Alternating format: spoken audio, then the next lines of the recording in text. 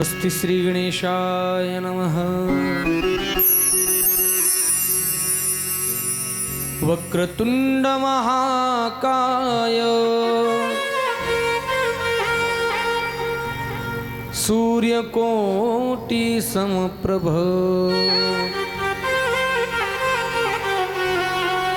निर्विघ्नं कुरु मे देव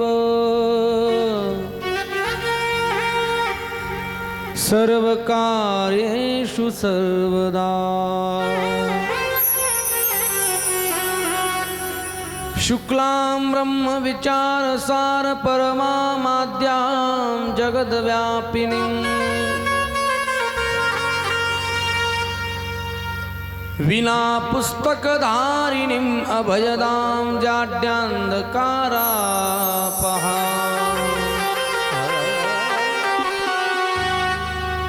हस्ते स्फटिकमालिकां च ददतीं पद्मासने संस्थितां वन्दे तां परमेश्वरीं भगवतीं बुद्धिप्रदां शारदाम्।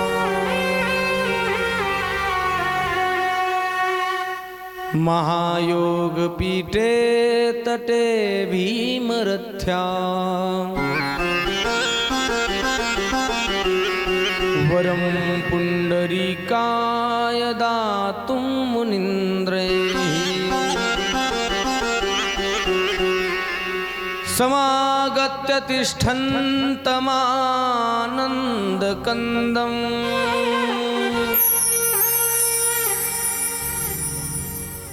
परब्रह्मलिङ्गं भजे पाण्डुरङ्गम्।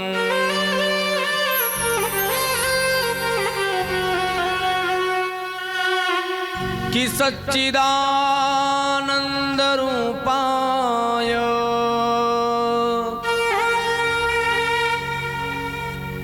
विश्वोत्पत्त्यादिहेतवे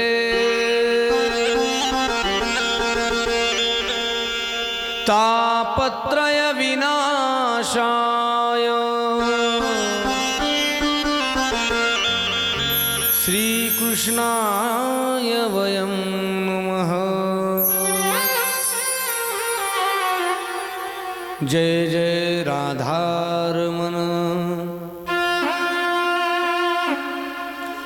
जय जय नवल किशोर जय गोपी चित्त चोर प्रभु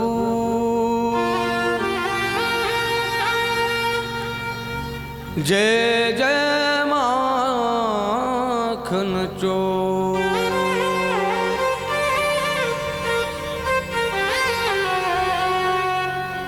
राधा मेरी स्वामिनी मैं राधे तेरो दास। जन्म जन्म मोहे दीजियो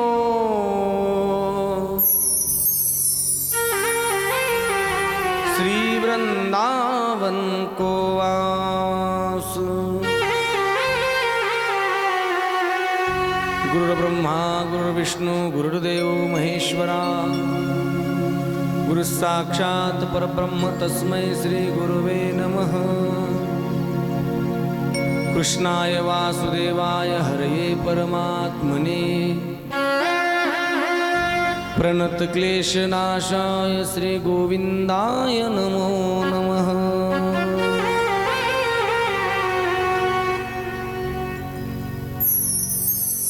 गोपाल कृष्ण भगवान की जय। राधारमण सरकार की जय। श्रीमद्भागवत महापुराण की जय। शुकाचार्य भगवान की जय। जय जय श्री राधे।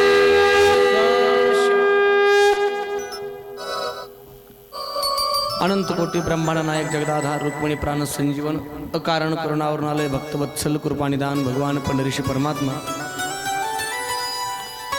रसराशेश्वरी पूर्णेश्वरी करुणेश्वरी मातेश्वरी वृंदावनेश्वरी रसभानुजा कीर्तिकुमारी श्री राधाराणी नंदनंदन यशोदानंदन देवकी नंदन वसुदेव सुत वासुदेव भगवान जगतवंदनीय प्रातस्मरणीय जगत अर्जनीय सदहृदयीय जगातील समस्त साधुगण संतजन मुनिजन सद्गुरु नामदेव महाराज सूक्ष्म जगतामध्ये विराजमान भगवंताच्या चेतना गोपाल कृष्णाची वाङ्मय प्रतिमा श्रीमद भागवत महापुराण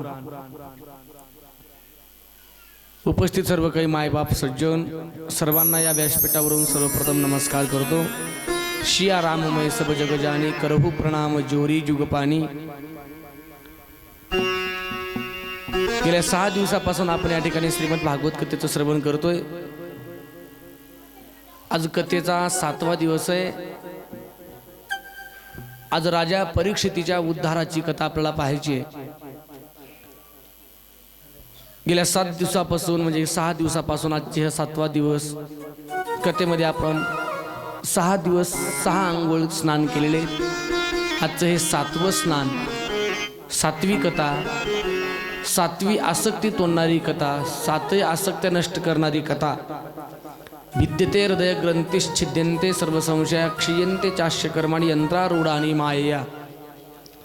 परिवाराची आसक्ती, घराची आसक्ती, पत्नीची आसक्ती, मुलाची आसक्ती, नावाची आसक्ती, मानाची आसक्ती, देहाची आसक्ती, या 7 ज्या आसक्त्या आहेत त्या 7 आसक्त्या 7 गाठी आमच्या तुटून मोकळ्या झाल्या पाहिजे आपण।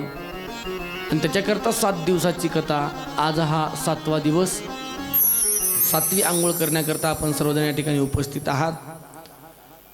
गेल्या 6 दिवसापासून ज्या महाराज मंडळींनी आपल्या कथेकरता गोड अशी साथसंगत केली, असे सर्व काही आमचे आदरणीय महाराज मंडळी, आमचे गुरुबंधू, हरिभक्तपरायण मृदंग सम्राट, महाराष्ट्रामध्ये जे टॉप 10 पखवाज वादकांची यादी आहे त्यामध्ये आमचे हरिभक्तपरायण विशाल महाराज बाबुळगावकर असतील, त्यांच्याकरता टाळ्या वाजवा एकदा। हरिभक्तपरायण आमचे परममित्र परमार्थ स्नेही, गोड असं आवाज आहे आणि गोड असं ज्यांची बोट आहेत, जे सुंदर अशी जी कथा रंगवतात, असे आमचे राहुलजी बाबा असतील नावलगावकर, त्यांच्याकरता एकदा टाळ्या वाजवा। हरिभक्तपरायण आमचे परममित्र, गोड ज्यांचा स्वभाव आहे, सदैव जे मोकळे मन रसाळ वाणी, असे ज्या गोड अशा जीवनाचे जे धनी आहेत, असे आमचे योगेश महाराज आष्टूरकर असतील, त्यांच्याकरता टाळ्या वाजवा। आणि उपस्थित सर्व तुम्ही मायबाप सज्जन, तुम्हा सर्वांना 7व्या दिवसाच्या कथेमध्ये पदार्पण करण्या अगोदर सर्वांना नमस्कार। आजची शेवटची कथा आहे। आजपर्यंत जशी तुम्ही कथा ऐकली तशी सर्वांगाचे कान करून तुम्ही कथा श्रवण करावी, एवढी माझी तुम्हाला विनंती राहील। कालपर्यंत आपण भगवंताच्या विवाह सोहळ्याची कथा ऐकली, श्रवण केली। कौंडण्यपुरातला राजा भीष्मक, त्याची कन्या रुक्मिणी, रुक्मिणीचा भाऊ रुक्मी, त्या रुक्मीने आपली बहीण देण्याची ठरवलेली होती शिशुपाळाला, पण सुदेव ब्राह्मणांनी द्वारकेच्या राजकुमाराचं वर्णन रुक्मिणीच्या समोर ठेवलं आणि ते वर्णन ऐकल्यानंतर मनोमन रुक्मिणी मातेने भगवंताला वरलेलंय, वरण केलेलं आहे। आणि त्याच्याकरता सुदेव ब्राह्मणाला पाठवून भगवंताला पत्र पाठवलं भगवंताकडे, आणि ते पत्र मिळाल्यानंतर भगवंत आले। रुक्मिणी माता गिरिजा मातेच्या मंदिरामध्ये आलेले, त्या ठिकाणून भगवंताने रुक्मिणी मातेचं हरण केलं। रुक्मी जो होता रुक्मिणीचा भाऊ, त्याच्यामध्ये आणि भगवंतामध्ये मोठं युद्ध झालं आणि शेवटी रुक्मीचा पराभव केला भगवंतानी। रुक्मीला मारणार इतक्यामध्ये रुक्मिणी माता शरण आली, म्हटले, मालक प्रभू भगवंता, माझा तो भाऊ आहे, माझी विनंती आहे की तुम्ही त्याला मारू नका। आणि म्हणून रुक्मिणी मातेच्या सांगण्यावरून भगवंतानी रुक्मीला सोडून दिलं, पण तसंच सोडलं नाही, त्याचे 5 पाट काढले आणि त्याला मग सोडून दिलं. आणि मग द्वारकेमध्ये आल्यानंतर भीष्मक राजाने, स्वतः भीष्मक राजा द्वारकेमध्ये आले. वसुदेवजी महाराजाकडे विनंती केली की आपण मोठा लग्नाचा सोहळा करू कौंडण्यपुरामध्ये, आणि मग परत भगवंताला घेऊन पत्रिका वगैरे सर्व वाटप करून सर्वांना आमंत्रण निमंत्रण देऊन कौंडण्यपुरामध्ये भगवंताचा मोठा लग्न सोहळा साजरा झाला, जो आपण काल या ठिकाणी साजरा केला. कौंडण्यपुरातली भगवंताची विवाहाची कथा आपण श्रवण केली. असं रुक्मिणी मातेसोबत भगवंताचं पहिलं लग्न झालं. बलराम दादाची पत्नी रेवती, रेवक राजाची मुलगी, आणि भगवंताची पत्नी रुक्मिणी, भीष्मक राजाची मुलगी. आणि त्याच्यानंतर आता दोघांचा संसार सुरू झाला. सुंदर असा संसार सुरू झाला भगवंताचा आणि रुक्मिणी मातेचा. आणि त्याला गोड असं फळही लागलं. एक मुलगा जन्माला आला आणि त्यांचं नाव त्यांनी ठेवलं प्रद्युम्न असं. भगवंताचा जो पहिला मुलगा आहे त्याचं नाव आहे प्रद्युम्न. हा एवढा सुंदर आहे आणि हा दिसण्याकरता हुबेहूब श्रीकृष्णासारखा आहे. हुबेहूब श्रीकृष्ण जसा आहे तसा प्रद्युम्न नावाचा जो भगवंताचा मुलगा आहे हा भगवंतासारखा आहे. प्रद्युम्न हा मुळामध्ये कामदेवाचा अवतार आहे. कामदेव ऐते पार्वती मातेसोबत लग्न करण्याकरता सती माता यज्ञकुंडामध्ये तिने आपलं जीवन समर्पित केलं. नंतर सती मातेला घेऊन फिरायला लागले महादेव.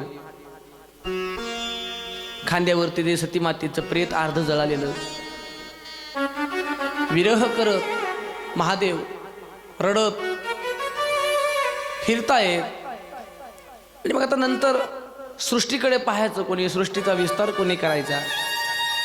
आणि भगवंतांनी सुदर्शन चक्र पाठवून सर्व काही ते आपण ती कालकथा श्रवण ते मागे कथा आपण ऐकली त्याचे ते शेवच्छेदन करून टाकलं सतीमातेची. एक एक शरीराचा भाग ज्या ज्या ठिकाणी पडला तिथं शक्तिपट निर्माण झाले. नंतर भगवंतांनी समजावलं. भोले बाबा कैलासामध्ये येऊन बसले, पण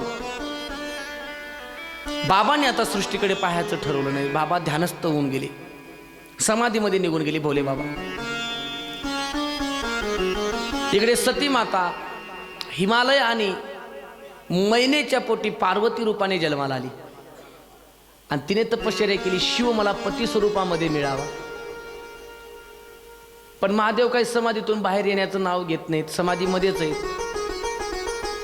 आणि जोपर्यंत महादेव समाधीतून बाहेर येणार नाहीत सृष्टी चालेल कशी? कारण सृष्टी ही तिघांकडे सोपवली. ब्रह्मा उत्पत्ती, विष्णू पालन आणि भोलेनाथ संहार. आणि ह्या गोष्टी क्रमाने चालल्या तर सृष्टी व्यवस्थित चालते. माणसं जन्मालाच यायला लागलेली माणसं मरतच नसतील तर सृष्टी चालल?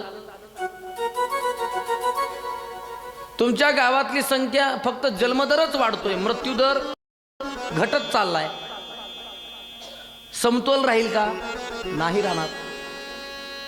सगळं चक्र बिघडून जाईल की नाही? घरामध्ये बापही आहे, आजोबाई आहे, पंजोबाई आहे, खापर पंजोबाई आहे, आणखी त्याच्यावरचा पंजोबाई आहे. असं जर राहिलं तर समतोल बिघडेल की नाही? आणि म्हणून ज्या गोष्टीला मॅन्युफॅक्चरिंग डेट आहे त्याला एक्सपायरी डेटही पाहिजे. आणि त्याच्याकरता त्या बाबांना सृष्टीकडे पाहण्याकरता त्यांनी आपले संपूर्ण भावच आवरून घेतलाय आणि ध्यानस्थ होऊन बसले भजन करत. श्रीराम जय राम जय जय राम, श्रीराम जय राम जय जय राम, श्रीराम जय राम जय जय राम, श्रीराम जय राम जय जय राम. हरे राम राम राम हरे हरे, हरे कृष्ण कृष्ण कृष्ण हरे हरे. भगवंताचं भजन करत डोळेच उघडत नाहीत. संसार महादेवांचा सुरू व्हावा. आता महादेवानं कोणी उठवावं? समाधीतून त्यांची समाधी कोणी भंग करावी, आणि मग त्याच्याकरता कामदेवाला नियोजित केलं. कामदेवाला सांगितलं की तुम्ही काय करा, महादेवाला समाधीतून जागृत करा, उठवा. पार्वती मातेसोबत लग्न करायचे त्यांचं, आणि तुम्ही हे काम करा. ते काम केल्यामुळे काय होईल, सृष्टीचं कल्याण होईल. कामदेव म्हटले हे काम माझ्याने जमणार नाही. का? कारण तो बाबा भोळा आहे, आणि तो बाबा बिघडला तर कोणाला आवरणारा नाही. महादेव भोळे तितकेच आहेत. आणि महादेवाला जर राग आला एखाद्या गोष्टीचा, मग तांडव सुरू होतो. जटाटवी द्रवत जलद प्रवाह पावित स्थले गले वले वलंबितम भुजंग तुंग मालिका डमट डमट डमर वयम चकार चंद्र तांडवम. तांडव सुरू होतं त्यांचं. आणि मग तांडव सुरू झालं की मग कोणी आवरणार त्यांना? कामदेव म्हटले त्याचा राग माझ्यावरती निघल, मी सृष्टीचं कल्याण करण्याकरता जाईल, पण यदा कदाचित बिघडली दृष्टी तर मला जाळून टाकतील. ते म्हटले, ब्रह्मदेव म्हटले, संपूर्ण देवता म्हटले काय होणार नाही, जा. कामदेवाने झाडाच्या आडून भगवान भोलेबाबांवरती आपले बाण मारले, कामबाण. का? कारण लग्न करायचे पार्वती मातेसोबत, समाधीतून बाहेर यावेत म्हणून कामबाण मारले. आणि त्या कामबाणाने असा झाला परिणाम की बाबाची समाधी भंग पावली, बाबाचं भजन भंग. सृष्टीचं कल्याण व्हावं म्हणून माझ्या नवऱ्याने भगवंताची समाधी भंग केली, पण भगवंतांनी जाळून काय केलंय, भस्म केलंय. आता मी कसं करायचं? आणि मग तेव्हा भगवंताने आश्वासन दिलं की चिंता करू नको, तुझा जो पती आहे हा माझ्या पोटी जन्माला येईल, आणि तोच कामदेव रुक्मिणी मातेच्या आणि कृष्णाच्या पोटी प्रद्युम्न नावाने जन्माला आला. गोपाल कृष्ण भगवान की जय.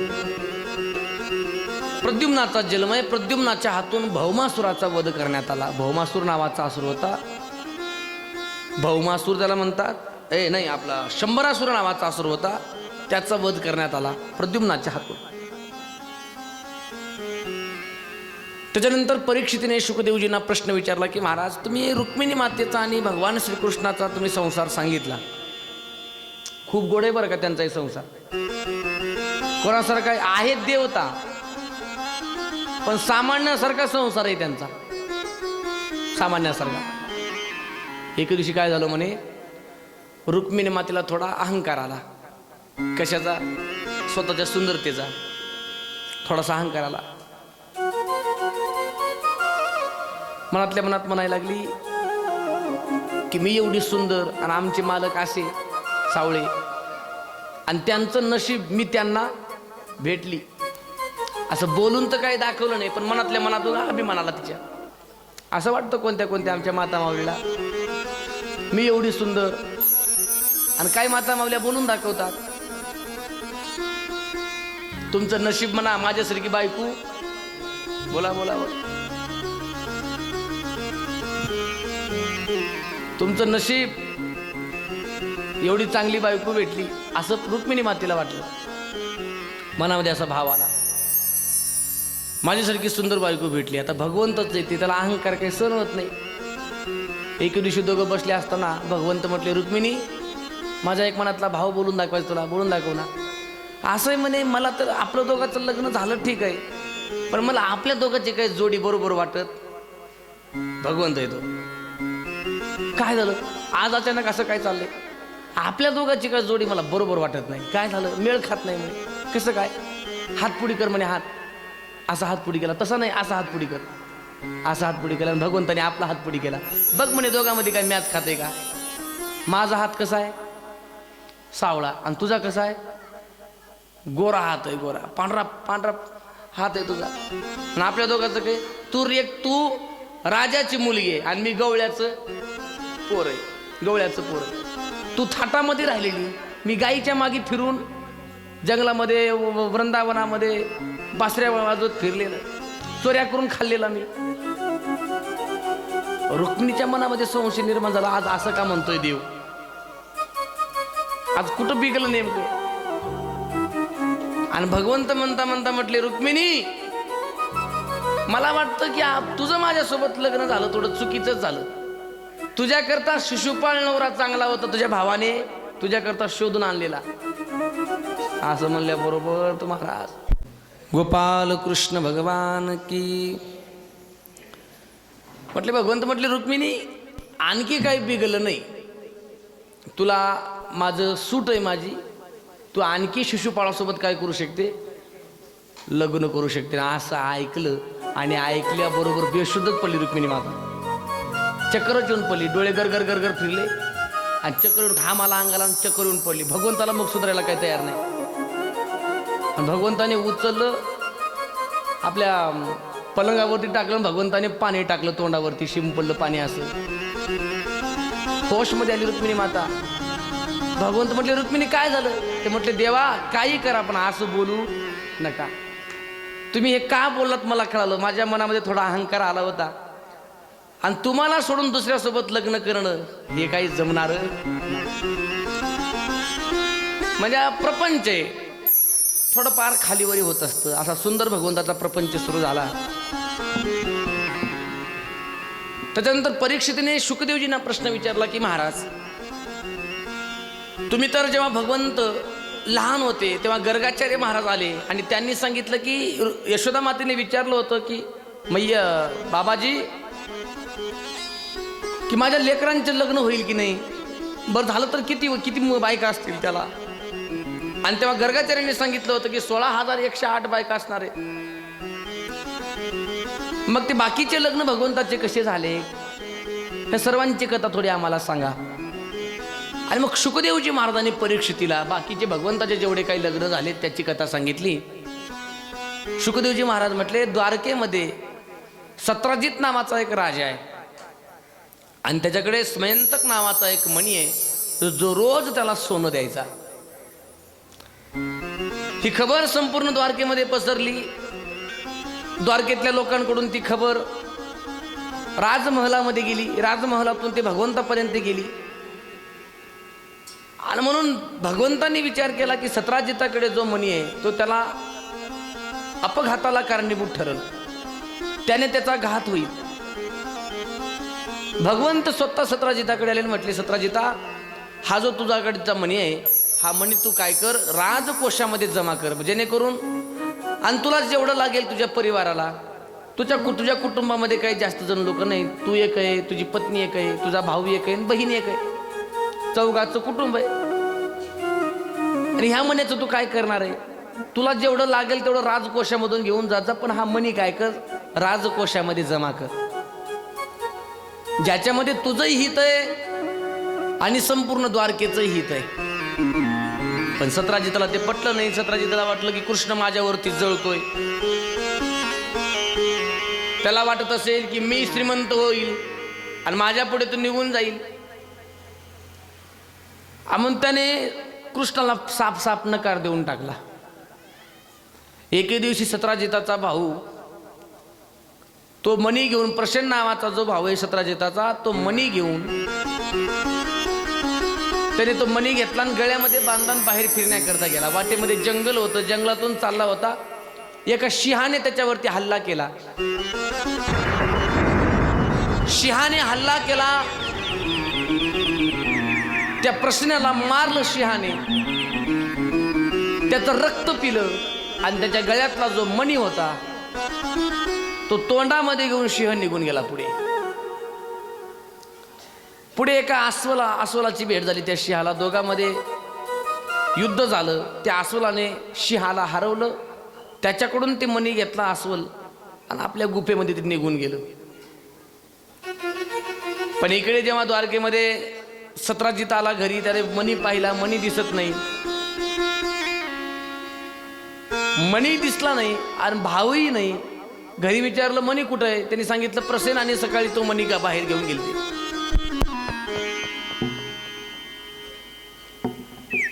सत्राजिताच्या मनामध्ये संदेह निर्माण झाला की मणी कृष्णाने माझ्याकडे मागितला होता आणि मी त्याला मणी दिला नाही, याच्याकरता कृष्णाने माझ्या भावाचं काहीतरी बरं वाईट केलं आणि त्याने तो मणी चोरला. भगवंतावरती त्याने चोरीचा आरोप केला.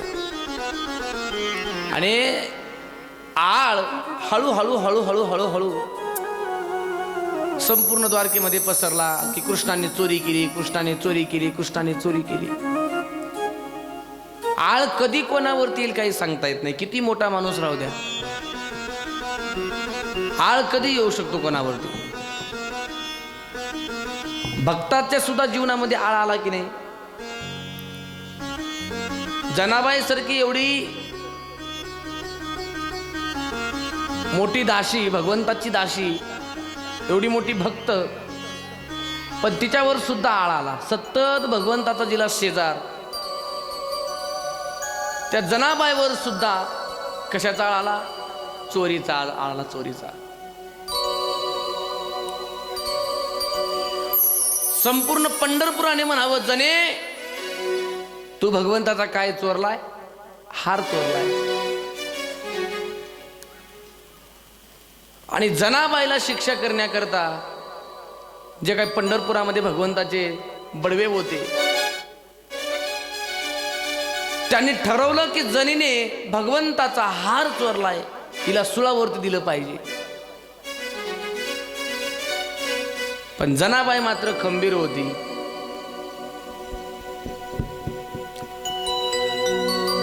ओव्या गाऊन स्वरात दासी जनीच्या घरात गळत रे सख्या श्रीहरीने आळ चोरीचा माझ्या घरी. ओव्या गाऊन स्वरात दासी जनीच्या घरात. हे भगवंता, रात्रभर माझ्यासोबत दळण दळलं आणि तुझे अलंकार चोरण्याचं पाप मी करू शकत? लोक काय म्हणत असतील, पण मी कशी तुला माहित आहे. आळ भक्तावरती येतो. दासी जनीचा तू माय बाप, तुझी चोरी करण्याचे नाही केले पाप. यावे जाणूनी तू सत्वरी,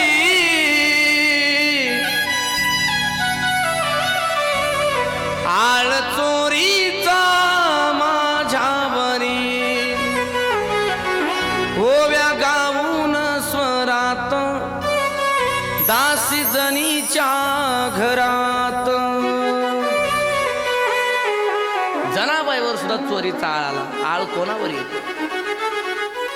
आणि लोक कोणावरही आळ करतात, मागचा पुढचा विचार करत नाही. भगवंताच्या पत्नीवरती आळ केला एका परीटाने. प्रभू रामचंद्राला पत्नी सोडावी लागली, सीतामाई.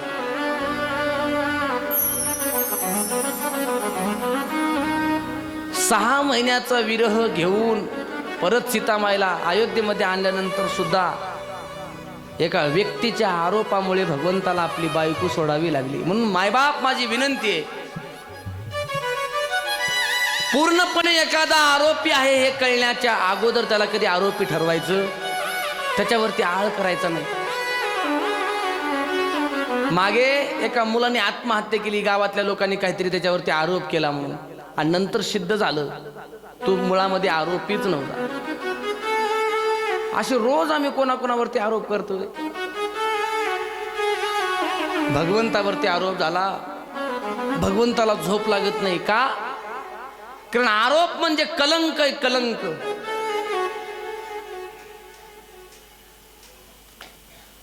आणि कलंक हा काजळापेक्षाही काळा असतो. काय असतो? काजळ. काजळापेक्षाही कलंक हा काळा असतो. बरं,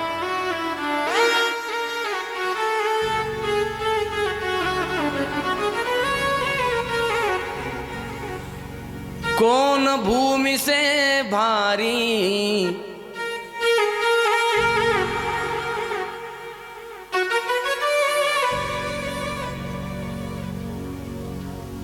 जल से पतला कौन है,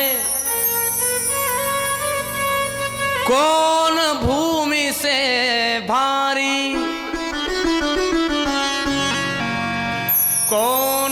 गगन से तेज है, कौन काजल से कारी, जल से पतला ज्ञान है, पाप भूमि से भारी।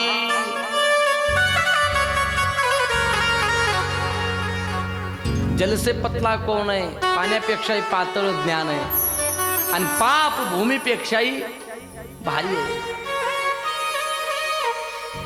कलंक काजल से का कारी, कलंक जे कलंक हे काजळापेक्षाही काळी असते। काय असते? काजळापेक्षा। एकदा कलंक लागला की तो लागलाच आयुष्य करता। चारित्र्यावरती लागलेला डाग। बाकी महाराज चित्र, आपण एखाद्या मोबाईलमध्ये चित्र काढलं, थोडं चित्र खराब आलं तर त्याला एडिटिंग करता येते। त्याला काही इफेक्ट लावून त्याला एडिटिंग करून कुठंतरी कोणतं काहीतरी घेऊन पीएन घेऊन रेमिनी करून त्याला नीट करता येतं। कशाला? फोटोला। पण चरित्रालाच जर डाग लागला त्याला कोणती रेमिनी मारता येत? आधी आहे ते आहेच। मग चारित्र्य जपणं हे सध्याच्या काळामध्ये खूप मोठी गोष्ट आहे। When lose your money, you lose nothing. When lose your health, you lose something. When lose your character, you lose everything. तुम्ही तुमचं चारित्र्य गमावलं, तुमच्या जीवनातलं सर्व गमावल्यासारखं आहे। एकदा चारित्र्य संपलं की सगळं संपलं। चारित्र्याला खूप मोठी किंमत आहे। भगवंतावरती आरोप आला, भगवंताला रात्र गोड नाही, दिवस गोड नाही, अन्न गोड नाही, माझ्यावरती आरोप व्हावा। रुक्मिणीने म्हणावं, मालक जग आरोप करत असतं। ते म्हणते, रुक्मिणी माझ्यावरचा आरोप मला खोटा सिद्ध करावा लागेल। मी जर तसाच राहिलो लोक मला सरळ सरळ सरळ चोरी केली म्हणते। आजपर्यंत चोरी केलीच म्हणतात। आजपर्यंत लोणी चोरत होतो, आता सोनंही चोरायला लागलो असं म्हणतील लोक। आणि भगवंत आपल्यावरचा कलंक पुसून टाकण्याकरता आपलं संपूर्ण ऐश्वर्य सोडून राजवाड्याच्या बाहेर पडले। प्रशनाच्या शोधामध्ये जंगलामध्ये फिरायला लागले। वनवन वनवन वनवन। भगवंत याला विधी म्हणतात, याला नियत म्हणतात। काय वाटलं असेल भगवंताला जंगलामधून फिरताना कोणी भगवंताच्या सोबत नाही। हा म्हणून समय कधी कोणता कसा येईल काही सांगता येत नाही। कोणे दिवशी बसून हत्तीवर, कोणे दिवशी पालकी सुभेदार, कोणे दिवशी पायीचा चाकर, चालत जावे समयासी सादर व्हावे।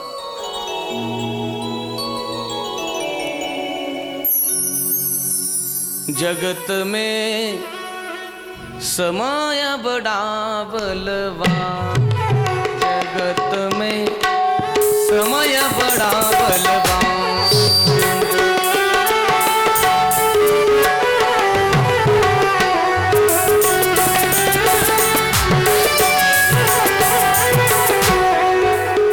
समय से बढ़कर कोई नहीं है,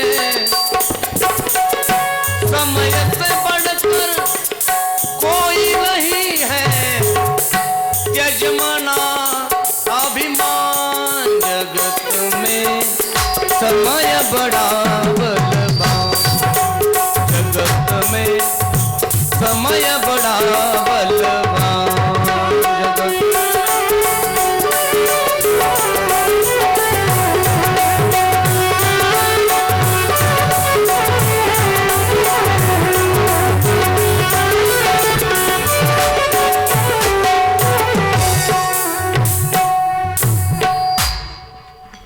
जगत में समय बडा बलवान।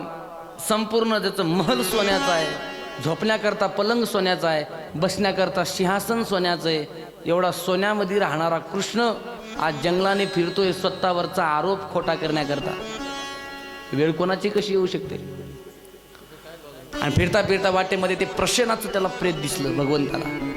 मरून पडलेलं आहे प्रेत, सत्राजिताचा भाऊ। सत्राजिताने आरोप केलाय भगवंतावरती, प्रेत पडलेलं आहे। पण मनी काही सापलं नाही। पुढे गेले, पुढे एक सिंह पडलेला दिसला मरून। आणि पुढे ते गेले, आणि पुढे गेल्यानंतर त्यांना एक गुफा दिसली। त्या गुफेमध्ये भगवंत गेले आणि ज्या मण्याच्या शोधामध्ये होते त्या ठिकाणी तो मणी ठेवलेला त्यांना दिसला। मणी दिसला त्या गुफेमध्ये। तो मणी घेण्याकरता गेले, एक मुलगी आडवी आली. ते म्हटले खबरदार, मण्याला हात लावायचं नाही. भगवंत म्हटले मणी आमच्या राज्यातल्या एका व्यक्तीचा आहे. ती म्हटली नाही, माझ्या वडिलांनी तो मला दिलेला आहे आणि मण्याला हात लावायचं नाही. कुठे आहेत वडील तुझे? त्या मुलीने आपल्या वडिलांना हाक मारली. एक अस्वल बाहेर आलं आणि ते अस्वल होतं जांबुवंतजी महाराज. जांबुवंत महाराज, जांबुवंत महाराज खूप पुरातन आहेत.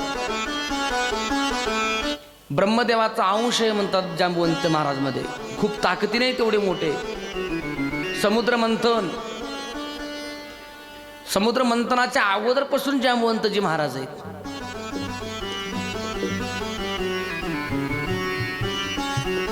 आणि मग भगवंत त्या ठिकाणी आले, जांबुवंत जे आले, अस्वल त्या ठिकाणी आले. त्यांनी विचारलं कोण आहेत तुम्ही? ते म्हटले मी द्वारकेचा राजा कृष्ण आहे. कशा करता आला? त्या मण्याच्या शोधा करता आलोय. हा मणी मला पाहिजे. जांबुवंतजी महाराज म्हटले मणी देईन, पण माझ्यासोबत युद्ध करावं लागेल, मल्ल युद्ध खेळावं लागेल, आणि तुम्ही मला हरवा आणि काय करा, मणी घेऊन जा. जांबुवंतजी महाराज जे कोणी भेटेल त्याच्यासोबत प्रत्येकासोबत युद्ध करायचे. का करायचे? प्रभू रामचंद्र सोबत राहणारे जांबुवंत महाराज. अवतार कार्य संपत येत असताना जांबुवंत महाराज म्हटले देवा, आता नंतर मला तुमची भेट कशी होईल? ते म्हटले पुढच्या युगामध्ये, माझ्या पुढच्या अवतारामध्ये आपल्या दोघांची भेट होईल, पण तुमची भेट झालेली कसं कळणार मला? भगवंत म्हटले महाराज जांबुवंतजी, आजपर्यंत तुम्हाला मल्लयुद्धामध्ये कोणी हरू शकलं? तुम्हाला कोणी हरवलं नाही. आणि ज्या दिवशी तुम्हाला कोणी हरवेल ओळखून चालायचा हा माझा मालक आहे. आणि म्हणून जेवढे कोणी भेटतील त्या प्रत्येकासोबत जांबुवंतजी महाराजांनी युद्ध करावं. भगवंताच्या समोर आत टाकली. हा मणी पाहिजे ना, मग काय करावं लागल? युद्ध करावं लागल, मला हरवावं लागल, आणि हा मणी तुम्हाला स्वतःवरचा आरोप नाहीसा करायचा आहे ना, मग हा तुम्हाला मणी नेऊन द्यावा लागेल आणि त्याच्याकरता माझ्यासोबत युद्ध करावं लागेल. दोघांमध्ये युद्ध झालं. दोघांमध्ये घनघोर मल्ल युद्ध झालं, भयंकर युद्ध झालं. दोघंही एकमेकाला कमी नाही. जांबुवंतजी महाराजांची काही ताकद कमी नाही, खूप ताकद आहे. भगवंताला आटपत नाही. भगवंताला दम आला जांबुवंतजी महाराजांनी, म्हातारे झाले.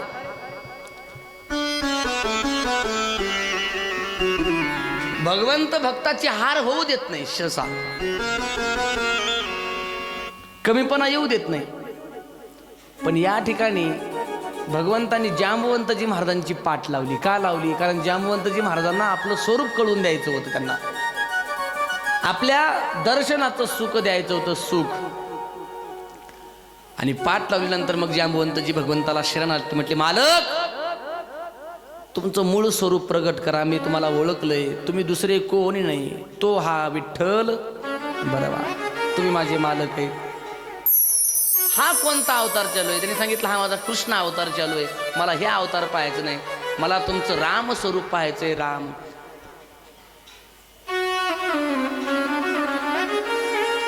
तुमचं कारुण्य रूपम करुणा करंतम, कारुण्यवान असं जे रूप आहे तुमचं, राम अवतार, श्रीराम.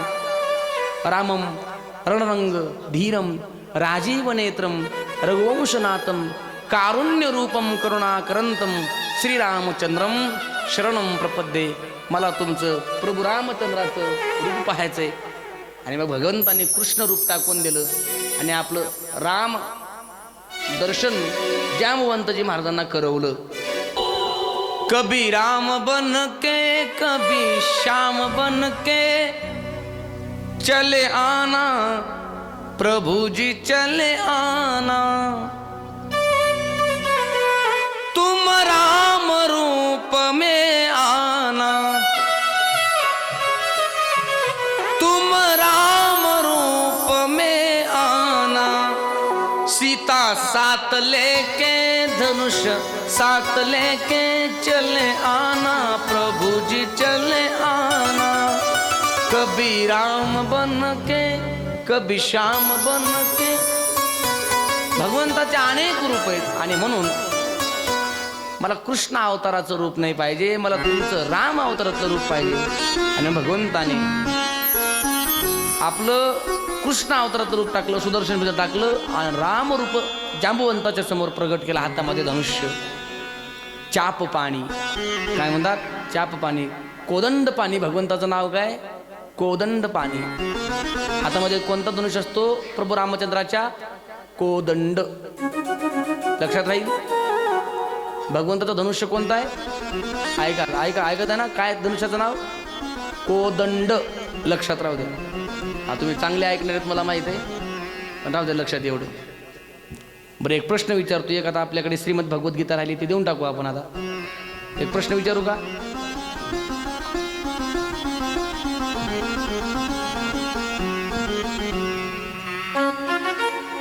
कयादू मातेला हिरण्यकशिपूपासून 4 मुलं होते. 4 मुलं. प्रल्हाद तर सगळ्यांना माहित आहे, पण त्याच्या अगोदर त्याचे 3 मुलं होते. त्या 3 मुलापैकी कोणतंही एक नाव सांगा आणि कोणीही श्रीमद भगवद्गीता घेऊन जा. नाही तुम्ही राहू द्या. मला लोक कोणी हात वर करा. वा वा टाळ्या वाजवा. तिन्ही सांगितलं त्यांनी. टाळ्या वाजवा. ये छान छान. मी एक म्हटलं होतं, त्याने 3 सांगितले. दीदी करता टाळ्या वाजवा एकदा सर्वांनी परत एकदा.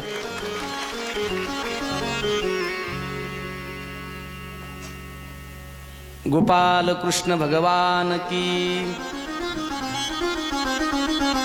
असे श्रवण करणारे पाहिजेत. 3 सांगितले त्यांनी. 3 लाद, सल्हाद, अनुल्हाद आणि प्रल्हाद. हे 4. कयादू मातेला 4 मुलं होते.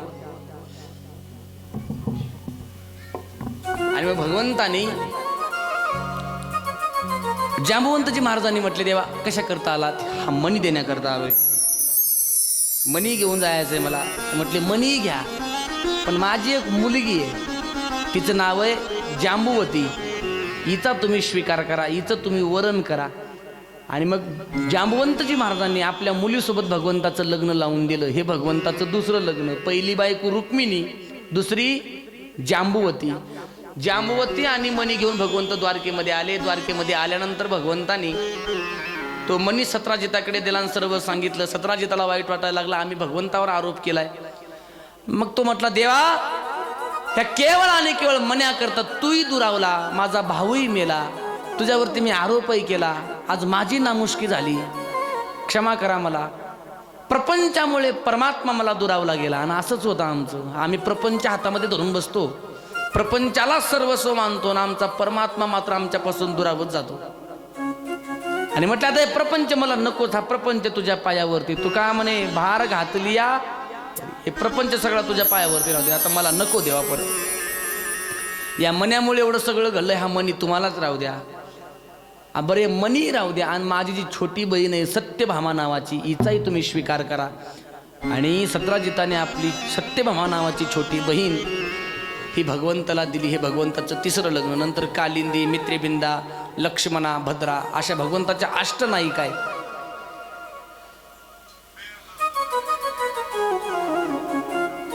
भगवंताच्या अष्टनायिका. परीक्षित म्हटले, महाराज तुम्ही म्हटले की 16,108 लग्न झाले, बाकीचे लग्न कसे झाले? तर म्हटले भौमासूर नावाचा एक असुर होता, त्याने 16,100 मुली कैदेमध्ये टाकलेल्या होत्या. आणि त्या मुलींनी भगवंताची प्रार्थना केली. भगवंत सत्यभामा मातेला घेऊन तिथे गेले. भौमासुरासोबत युद्ध झालं. त्या युद्धामध्ये सत्यभामा मातेने मोठी मदत केली. भौमासुराचा वध केला. त्याचं रक्त अंगावरती उलवून भगवंताने पहाटे पहाटे आंघोळ केली. त्याला अभ्यंग स्नान म्हणतात. आणि आपण नरक चतुर्दशीच्या दिवशी, दीपावलीच्या दिवशी आपण भल्या पहाटे पहाटे जे स्नान करतो, ते भगवंताने तेव्हा केलेली ती प्रथा आजपर्यंत आपली कायम आहे. आणि म्हणून ते भगवंताने अभ्यंग स्नान केल्याची कथा येते. त्या 16,100 मुलींना सोडवलं. म्हटले तुम्ही आजपासून मुक्त आहेत, तुम्ही जा म्हटले. भगवंताला ते मुलींनी म्हणावं, देवा तुम्ही आम्हाला मोकळं केलंय, पण आम्ही आजपर्यंत त्या दैत्याच्या कैदेमध्ये होतो, आता आम्हाला समाज स्वीकारणारा नाही. एक तर तुम्ही स्वीकारावं, नाही तर आम्हाला प्राण दिल्याशिवाय पर्याय नाही, जीव आम्हाला द्यावा लागेल. मग भगवंताने गांधर्व पद्धतीने त्या सर्व 16,100 मुलींसोबत लग्न केलं. असे एकूण भगवंताच्या बायका झाल्या 16,108. अशा भगवंताच्या लग्नाची कथा येते. त्याच्यानंतर आता पुढे जरासंधाचा वध भगवंताने केला, ही कथा येते. जरासंधाने बरेचसे राजे लोक आपल्या कैदेमध्ये टाकले. त्या राजे लोकांनी भगवंताची प्रार्थना केली. भगवंत गेले जरासंधाच्या इथं. मगध नावाचा देश आहे. जरासंधाचं राज्य कोणतं आहे? मगध. त्या ठिकाणी गेले. जरासंधाकडे तिघजण गेले, भीम, अर्जुन आणि भगवंत. तिघही ब्राह्मण वेश धारण करून गेले. जरासंध होता राक्षस, जरासंध होता माणूस वाईट, पण दारातून कधी कोणता अतिथी विनमुख पाठवला नाही. जो मागल त्याला तो द्यायचा. तो पूर्वीचे माणसं आसुर जरी असले आणि राक्षस जरी असले तरी काही गोष्टी त्या ठिकाणी महाराज पक्के होते. आणि माणसामध्ये तेवढी तरी माणुसकी असली पाहिजे, तेवढी तरी.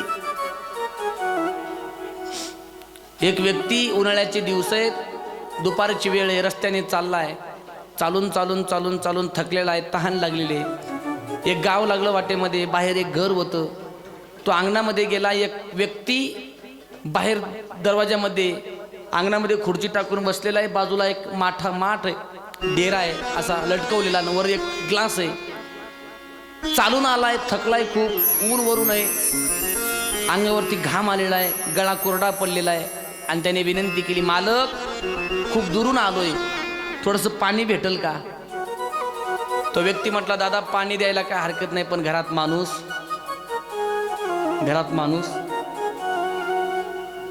तो म्हटला, मालक अहो खूप दुरून चालत आलोय, खूप तहान लागली, गळा कोरडा पडलाय, कासावीस झालंय माझं शरीर, आणि माझी विनंती आहे तुम्हाला, थोडंसं पाणी द्या, थोडंसं कासळ. विकास महाराज वर या, वर या.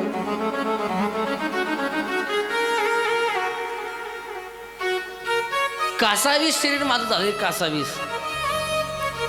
द्यावं पाणी, द्यावं पाणी. पाणी द्यायला हरकत नाही, पण माणूस घरामध्ये, अहो माझा प्राण जाईल अशी माझी आता अवस्था झाली आहे, द्या पाणी.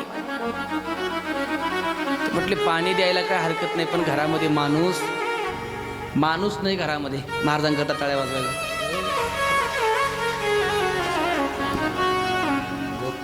गोपाल कृष्ण भगवान की जय. कृष्ण गोविंद गोविंद गोपाल, कृष्ण गोविंद. मालक थोडं द्यावं पाणी, कासावीस जीव करतोय. तो म्हटला पाणी द्यायला हरकत नाही, पण माणूस घरामध्ये. त्याने हात जोडले, म्हटले मालक 5 मिनिटं करता तुम्ही माणूस व्हा ना. काय म्हटला? 5 मिनिटं करता, बघा तुम्हाला माणूस स्वतः आलं तर 5 मिनिटं करता तुम्ही मला पाणी दिला तर माझा जीव वाचेल. एवढी तरी दानत पाहिजे माणसामध्ये. दारामध्ये अतिथी आलाय, त्याला पाणी तरी पाजता आलं पाहिजे. जरासंध हा अतिथी विनमुख कधी पाठवायचा नाही, जे पाहिजे ते द्यायचा. आणि एके दिवशी भगवंत, अर्जुन, भीम सर्व गेले, भिक्षा मागितली. काय भिक्षा पाहिजे? ब्राह्मणांना विचारलं, भूदेव काय पाहिजे भिक्षा? काही नाही, आम्हाला तुमच्यासोबत युद्ध करायचंय, आम्हाला युद्ध करायचंय, युद्धाचं दान द्या, आणि आमच्या तिघापैकी तुम्ही कोणाची निवड करा, आणि त्या तिघापैकी कोणासोबत काय करा? युद्ध करा. जरासंधाने ओळखलं. ते म्हटले, ब्राह्मण म्हणून तुम्ही माझ्या दारामध्ये आलाय, पण ब्राह्मण इथं आल्यानंतर युद्धाची मागणी करणारा नाही, मूळ स्वरूपामध्ये या. आणि तिघही मूळ स्वरूपामध्ये आले. भगवान श्रीकृष्ण, भीम, अर्जुन. जरासंध म्हटलं, तिघांपैकी निवड करायला सांगितली. मी तर तुझ्यासोबत युद्ध करणार नाही देवा. का?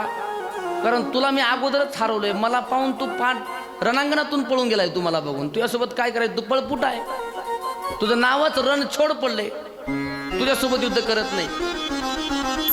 आणि अर्जुन माझ्या तोडीचा नाही. युद्धामध्ये युद्ध करण्याकरता पात्र मल्ल युद्ध फक्त भीम आहे, आणि भीमाला निवडलं. आणि दोघांमध्ये घनघोर युद्ध झालं. भीमाने जरासंधाला खाली पाडावं,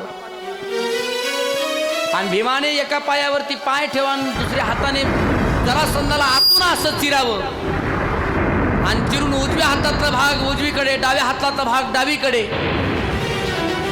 पण नंतर चमत्कार असा व्हावा की दोन्ही शरीर हळूहळू हळूहळू जावे आणि एकमेकाला असे जुटावे, आणि परत जरासंध जिवंत व्हावा. असं बरंच वेळा केलं, काही डोकं चालत नाही. भीमाकडे पाहावं, घामा घुम झालाय. भीम भगवंताकडे पाहावं, भीमाने कसं करायचं, त्याला मारायचं कसं? जन्माला आला तेव्हा जरासंध 2 तुकड्यामध्ये होता. जरात नावाच्या राक्षसीने ते दोन्ही तुकडे जोडले आणि मंत्र साधनेने जरासंध परत जिवंत केला होता. आता मला त्या राजाचं नाव आठवत नाही, पण एका राजाला संतती नव्हती. साधूकडे तो गेला. साधूने एक फळ दिलं. त्या राजाला 2 बायका होत्या, पण सवतीमध्ये जास्त जीव होता. शक्यतो तसं पाहायला भेटत नाही. 2 सवतीचं, 2 जावायचं आणि 2 बुवायचं जमत. हा, विकास महाराजांचं माझं सोडून बरं का, तसं जमत नाही 2. पण या सवतीमध्ये प्रेम होतं. राजाने फळ आणलं, पहिल्या बायकोला दिलं, म्हटलं खा. पण तिनं काय केलं, जे फळ दिलं होतं की नाही ते अर्ध कापलं सवतीला दिलं. हिनं अर्ध खाल्लं, तिनं अर्ध खाल्लं. संतांचा प्रसाद. हिला अर्ध बाळ झालं, तिला अर्ध बाळ झालं. आता हे अर्ध बाळ सांभाळायचं कसं, म्हणून त्याने जंगलामध्ये फेकून दिलं. जरा नावाच्या राक्षसाला ते सापडलं, तिने ते जोडले, तंत्र साधनेने प्राण फुकला आणि जिवंत केलं त्याला. म्हणून जरा नावाच्या राक्षसीने संधान केलं, म्हणजे प्राण संधान केलं, म्हणून त्याचं नाव पडलं जरासंध. म्हणजे जुटलं जायचं परत. भगवंताकडे कायलं, भगवंताच्या हातामध्ये एक काडी होती. भगवंताने ती काडी अशी आतून चिरली, अशी आतून चिरली. उजव्या हातामध्ये एक भाग, डाव्या हातामध्ये एक भाग. भीमाला सांगितलं, उजव्या हातातला भाग डावीकडे फेकला आणि डाव्या हातातला भाग उजवीकडे फेकला. भीमाच्या लक्षात आलं भगवंताचा संकेत. जरासंध परत कापला, आतून चिरला आणि उजव्या हातातला भाग डावीकडे टाकला आणि डाव्यातला भाग उजवीकडे फेकला. जरासंधाचा वध केला भीमाने, भगवंताच्या सूचनेने. असं कृष्ण जरी आमच्या जीवनामध्ये असला तरी सगळे आमचे संकट, सगळे आमचे प्रॉब्लेम, सगळे आमचे मोठमोठे इश्यू हे तेवढे मोठे नसतात. आणि म्हणून तर अर्जुनाने, धर्मराजा जेव्हा युद्ध करता मागणी करण्याकरता चालला होता अर्जुन, तेव्हा धर्माने जवळ बोलून अर्जुनाला एकच सांगितलं, तो नटधारी आहे, तो चतुर आहे, तो तुझ्या पुढे मोठे मोठे ऑप्शन टाकल, खूप चतुर आहे तो.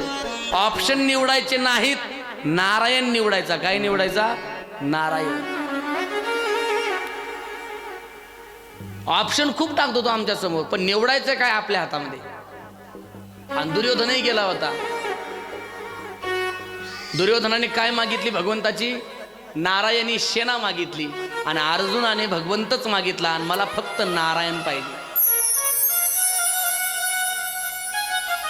आणि मोठे मोठे अस्त्र चालवून सुद्धा कौरव काय सामान्य नव्हते युद्धामध्ये.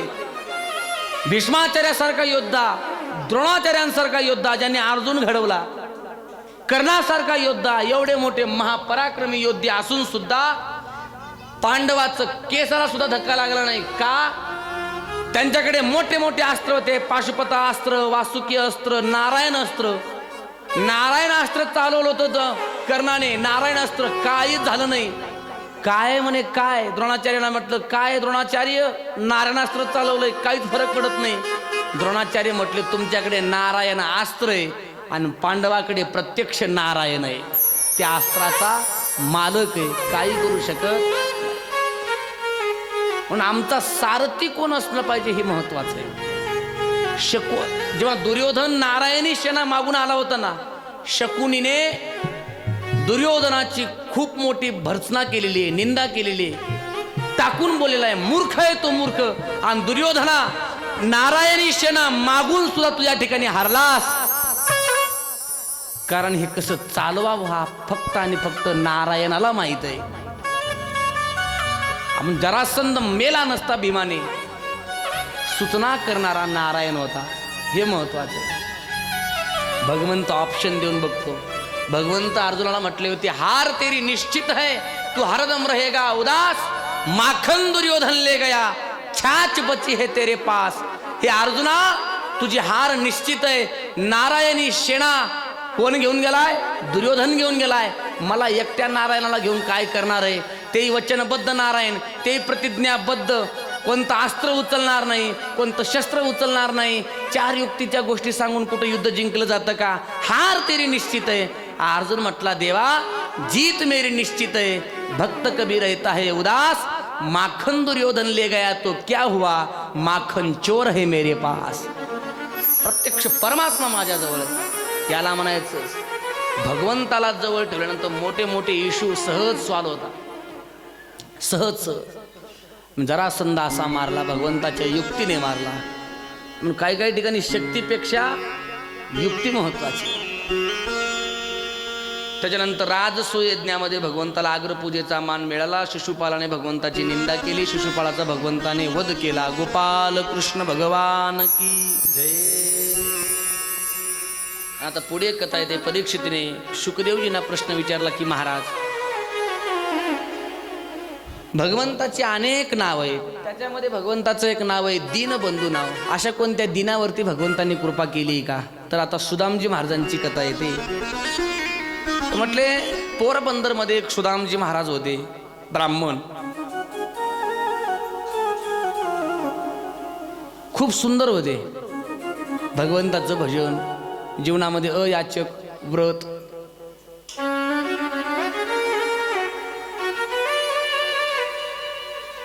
फक्त दिवसभरामध्ये 5 गावं मागायचे. कोणी दिलं तर घ्यायचं आणि कोणी नाही म्हटलं तर तिथून पुढचं दुसरं घर मागायचं नाही, असं व्रत त्यांच्या जीवनामध्ये. भजन मात्र सतत. कोणता भार आजपर्यंत देवावरती टाकला नाही. आपल्या प्रारब्धाचे भोग स्वीकारून त्याने आपलं जीवन चालवलं. ठेविले अनंते तैसेची राहावे, ठेविले अनंते तैसेची राहावे,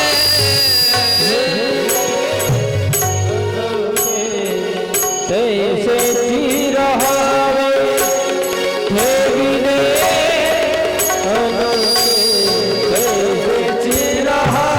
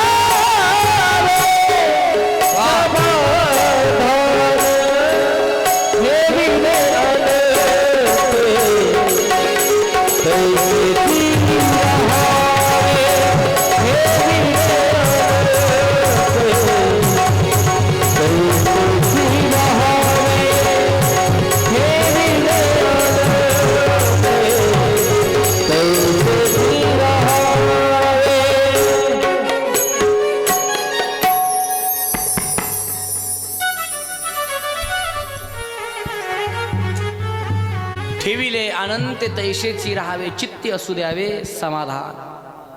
सुदामाजी महाराज, पत्नीचं नाव आहे सुशीला. नावाप्रमाणे सुशील आहे ती. कधी मालकाकडे व्यर्थ हव्यास नाही, कोणता अट्टहास नाही, कोणतं मागणं नाही. मालकाची परिस्थिती चांगली माहीत आहे. भगवंताचं नामस्मरण, पण समाधानी जीवन आहे. जेवढं मिळेल तेवढ्या. आणि समाधान महाराज एक सांगू, समाधान पैशावर विकत घेता येत नाही. बाकी सगळ्या गोष्टी पैशावर विकत घेता येतात. आज माणसाकडे सगळं आहे, सगळे तेवढे त्यांच्याकडेच आहे. गोपाल कृष्ण भगवान की. सर्व गोष्टी आहेत, सर्व. Sofa set, TV set, diamond set, तरी सुद्धा माणूस आप सेट आहे की नाही? तरी सुद्धा माणूस काय आप सेट आहे. सगळे सेट आहेत माणसाकडे. आज कोणता सेट नाही असं नाही. का नाही? समाधान हे मान्यावर आहे, विकत घेता येत नाही. ठेविले अनंत तैसेच राहावे. सुदामाजी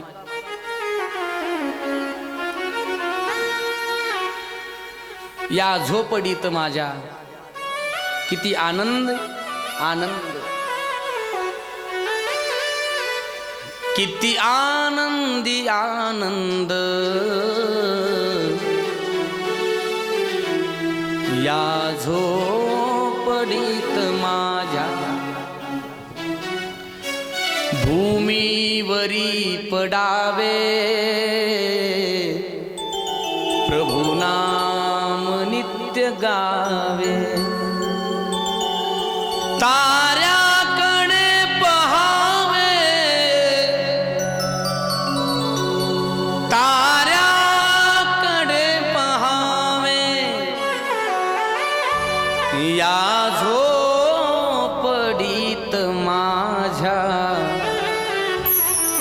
या झोपडीत माझ्या राजास जी महाली सौखे मिळाली सारी ती सर्व प्राप्त झाली ती सर्व प्राप्त झाली या झोपडीत माझ्या किती आनंदी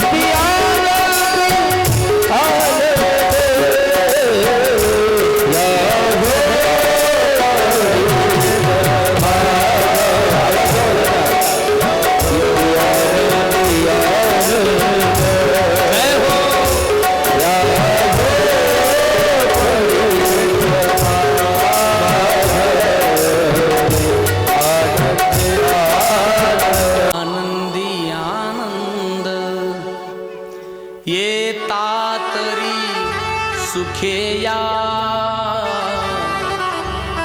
जाता तरी सुखे जा कोणावरी न बोझा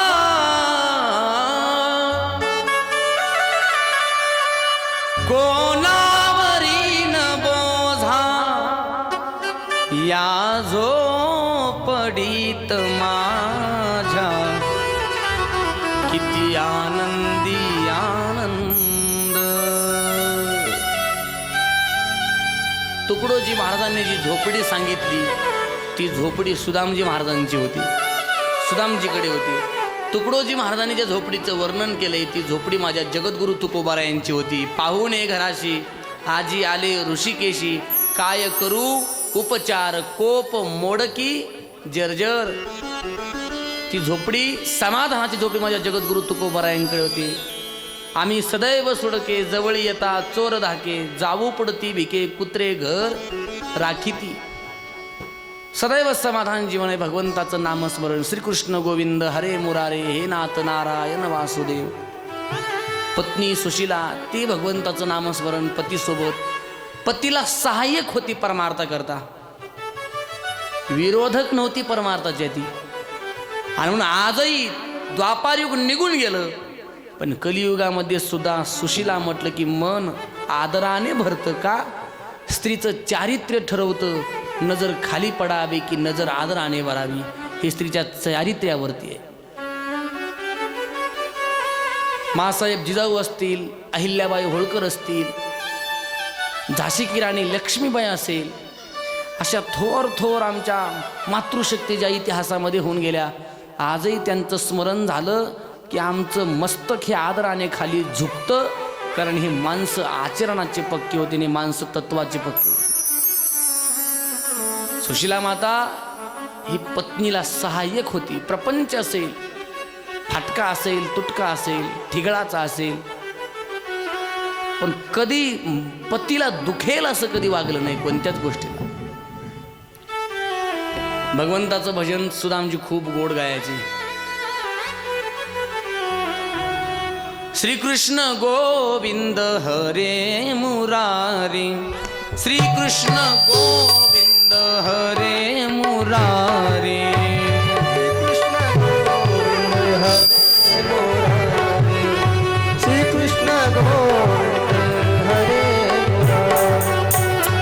हे नाथ नारायण वासुदेव, हे नाथ नारायण वासुदेव, श्रीकृष्ण गोविंद हरे मुरारी, श्रीकृष्ण गोविंद हरे मुरारी, श्रीकृष्ण गोविंद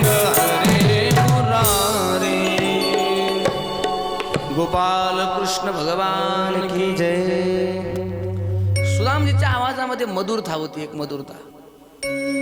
चक्रधर नावाचा राजा आहे, त्याने सुदामजीला बोलून घेतलं आणि म्हटले, सुदामजी तुमचा आवाज खूप सुंदर आहे आणि तुमची परिस्थिती गरीब आहे.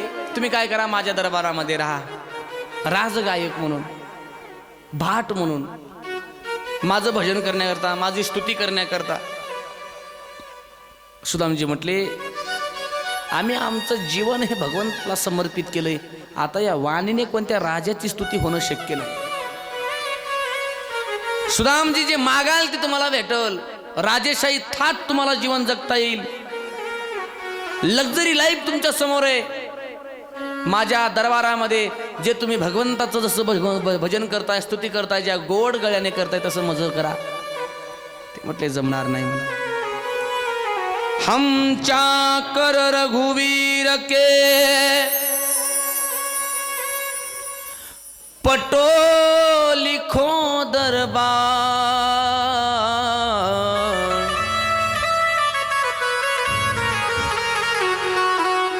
अब तुलसी क्या होंगे, नर के मन सबदा.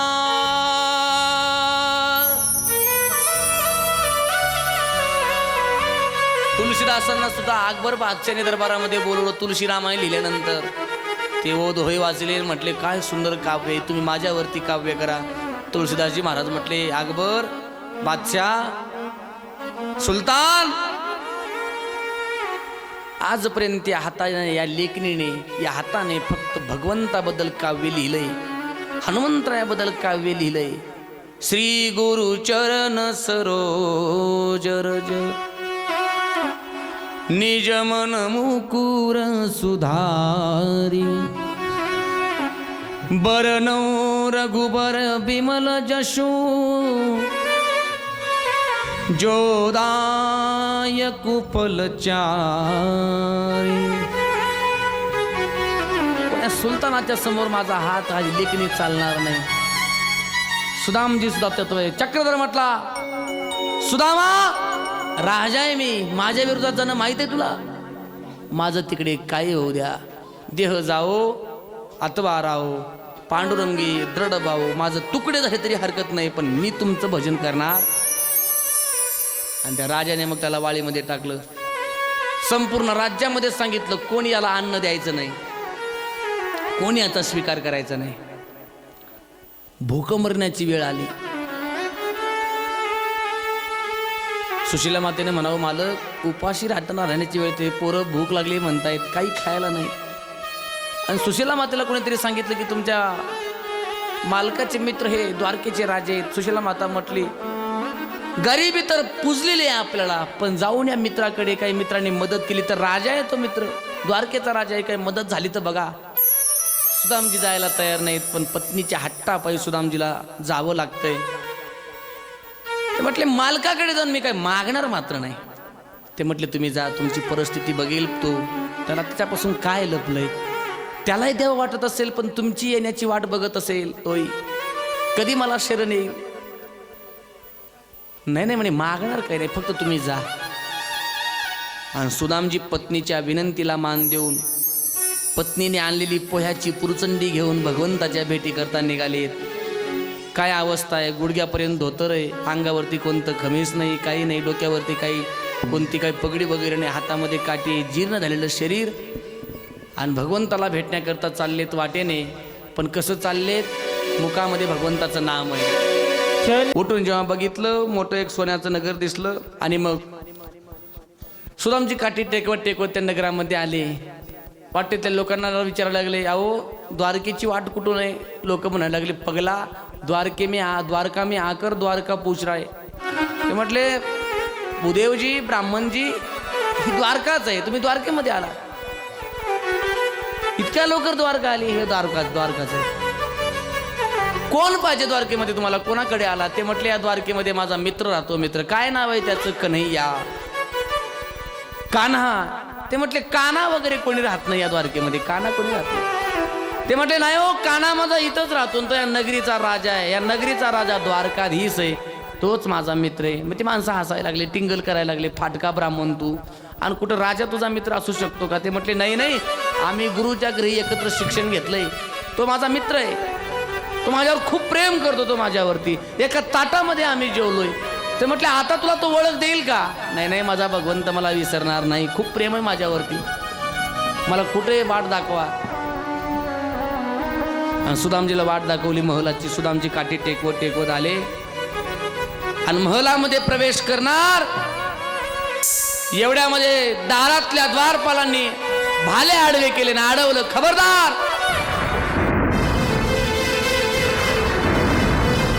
आतमध्ये जायचं नाही, कुठं चाललात? ते म्हटले जाऊ देव, मला माझा मित्र आला तो आतमध्ये. कोण आहे मित्र? त्या नगरीचा राजा माझा मित्र आहे. तुझा मित्र? माझा मित्र आहे, आम्ही एकत्र होतो, भगवंताला भेटण्याकरता आलोय. ते म्हटले तुला परवानगी नाही. ते म्हटले मला जाऊ देऊ नका, पण भगवंताकडे जाऊन माझं वर्णन करून सांगा, नक्की देव मला आतमध्ये घेतल्याशिवाय राहणार नाही. द्वारपालांना म्हणताय सुदामजी, देखो देखो ये गरीबी, ये गरीबी का हाल, कृष्ण के दर पे विश्वास करके आया हूँ, मेरे बचपन का यार है मेरा श्याम, यही सोच कर मैं आस करके आया हूँ.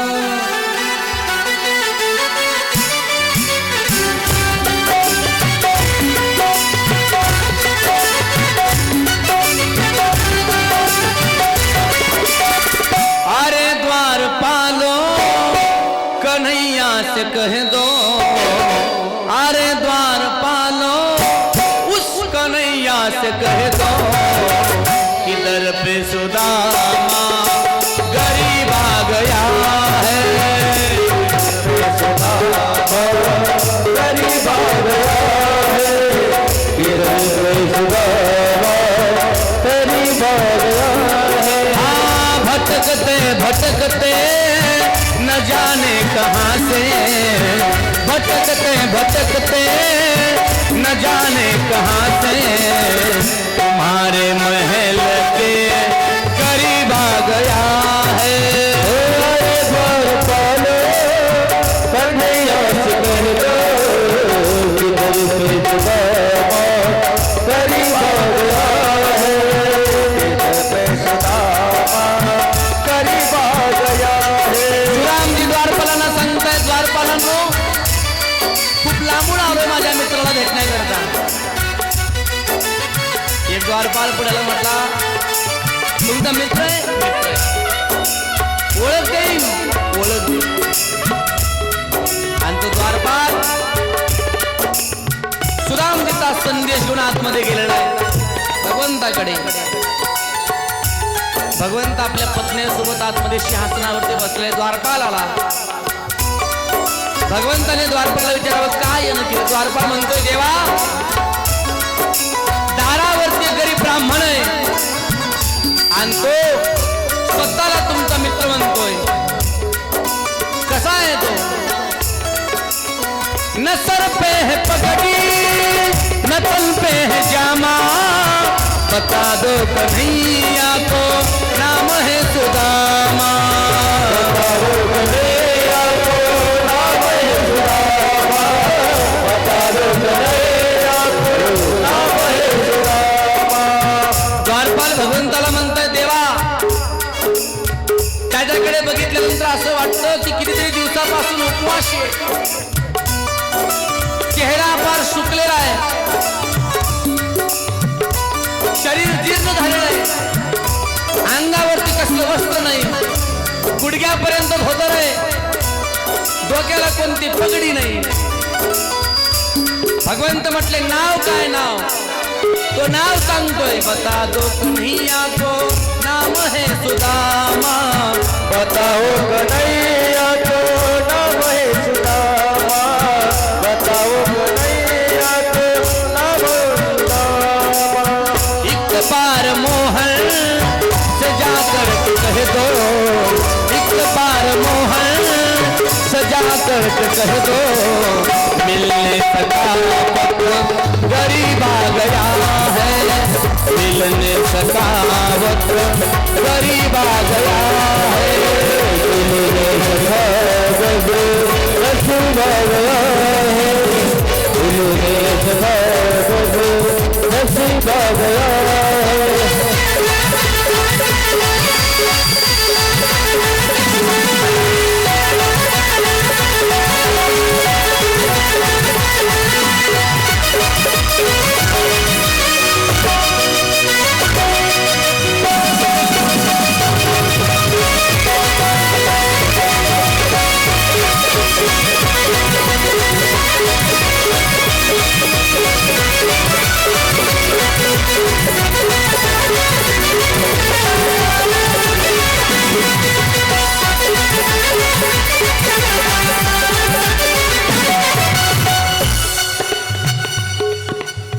द्वारपालांनी भगवंताला सांगितलं म्हटले देवा भेटण्याकरता आलाय तो गरीब ब्राह्मण आहे आणि तो स्वतःला तुमचा मित्र म्हणतोय कसा आहे न सरपे हे पगडी न तनपे जामा बता दो कन्हैया को नाम है सुदामा आणि द्वारपालाने जसं भगवंताच्या समोर सुदामा म्हटला तुमचा मित्र सुदामा भेटण्याकरता आलाय भगवंत आपलं संपूर्ण ऐश्वर्य विसरून गेला संपूर्ण देहभान विसरून गेला आणि सुदाम्याचं नाव ऐकल्याबरोबर भगवंत धावायला लागला सुनकर ही दौड़े चले आए मोहन लगाया गले से सुदामा को मोहन लगाया गले से सुदामा को मोहन हुआ रुक्मणी को बहु ही अचंभा हुआ रुक्मणी को बहु ही अचंभा मेहमान को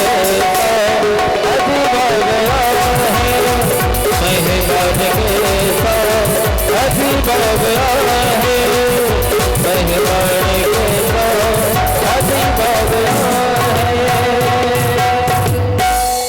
सुदामा नाव ऐकल्यावर भगवंत धावायला लागले सुदामा सुदामा सुदामा करत भगवंत धावतायत अंगावरचं वस्त्र बाजूला पडलं पितांबर बाजूला पडला पायामध्ये वाहनं नाहीत बायकांनी विचार केला देव कोणाकरता धावतायत द्वारपालाने सांगितलेला ब्राह्मण दारावरती उभा आहे सुदामा माझा मित्र दारावरती उभा आहे जगाचा मालक सुदाम्याला भेटण्याकरता सर्व ऐश्वर्य सोडून धावतोय सुदामा दारावरती उभाच आहे भगवंताची वाट पाहतोय मनामध्ये भरपूर संशय आहेत त्याच्या मला ओळख देईल की नाही मला मित्र मानल की नाही माझा स्वीकार करेल की नाही भरपूर भाव आहे त्याच्या अंतकरणामध्ये पण भगवंत धावत धावत आले सुदाम्याने भगवंताला धावत येताना पाहिलं सुदाम्याच्या डोळ्यामध्ये पाणी आलं मालकाने मला विसरलेलं नाही भगवंत धावत आले आणि धावत येऊन सुदाम्याच्या गळ्यामध्ये भगवंताने मिठी मारली गळ्यामध्ये पडली सुदाम्याला कडकडून मिठी मारली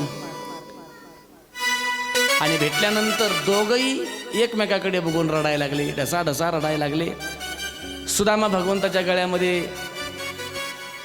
गळा घालून रडतोय आणि भगवंत सुद्धा रडतोय रुक्मिणी मातेने सत्यभामा मातेने जांबवंती मातेने पाहावं आणि म्हणावं अरे कोण असा हा व्यक्ती आहे की ज्या व्यक्ती करता जगाचा मालक रडतोय आजपर्यंत हा कोणाकरता रडला नाही भगवंत रडतोय लगाया गले से सुदामा को मोहन हुआ रुक्मिणी को बहुत ही अचंबा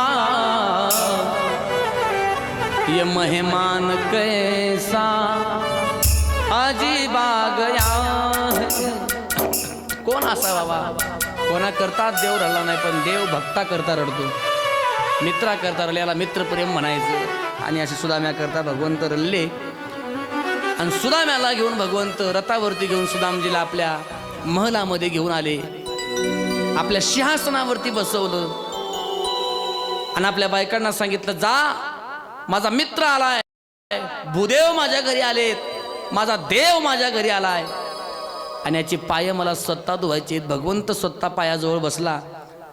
एक ताट घेतलं, त्याच्यामध्ये पाय ठेवले. थोडं रुक्मिणी मातेला पाणी घेऊन येण्याकरता उशीर झाला. भगवंत स्वतः जवळ बसून ते पायामधले काटे काढायला लागले. एक एक एक एक एक एक काटा काढतोय देव. एक काटा फारच आतमध्ये रुतला होता. भगवंताने तो काटा दाताने काढला, दाताने. आणि ते सुदाम्याची अवस्था पाहून भगवंताच्या डोळ्यामध्ये पाणी आलं. देख सुदामा की दीन दशा, करुणा निधि के करुणा नयन रोए. पानी परात को छूयो नहीं, पग नयनन के जल से धोए. सुदाम्याचे पाय भगवंताने आपल्या अश्रूने धुतले. असून एक एक एक एक एक एक थेंब पायावरती पडावा भगवंताने ते धुतले. पायाला कुंकू लावलं आणि भगवंताने सुदामजीच्या कपाळाला तिलक करत असताना, तिलक करत होते. सुदामजी थोडं घाबरायला लागले. एवढं मोठं सिंहासनावरती बसवलंय, सोन्याच्या सिंहासनावरती बसवलंय. सर्व काही बायका बघतायत, सर्व स्त्रिया जवळ थांबलेल्या आहेत. भगवंत पाय धुतोय. भगवंताने म्हणावं, न घबरावो प्यारे जरा तुम सुदामा. घाबरू नको सुदामा. घाबरायचे दिवस आतापर्यंतचे होते, आता घाबरायचे दिवस नाही. आणि तिलक करता करता भगवंताने जे त्याचं प्रारब्ध होतं, जे नशीब होतं, जे मस्तकामध्ये लिहिलं होतं, काय श्री क्षय, ते तिलक करत असताना ते पालटूनच टाकलं, ते उलट केलं. मस्तकाला तिलक करत असताना फिरवलं. ते श्री क्षय होतं, त्याचं यक्षश्री करून टाकलं. श्री क्षय म्हणजे संपत्तीचा नाश. श्री म्हणजे संपत्ती, क्षय म्हणजे नाश. म्हणून सुदाम्याच्या नशिबामध्ये संपत्ती नव्हती आणि त्याचं उलट केलं भगवंतांनी. यक्षश्री सुदाम्याला कुबेराची संपत्ती भगवंतांनी तिलक करत असताना देऊन टाकलं. विश्वकर्म्याला सांगितलं, जा त्याचं नगर सोन्याचं करून टाक. नगर सोन्याचं करून टाकलं. तिकडे सुदाम्याच्या डोळ्यामध्ये पाणी आलं. खरंच माझ्या मित्राने मला विसरलं नाही. मित्र असा असावा, एक असावा, पण कृष्णासारखा मित्र असावा.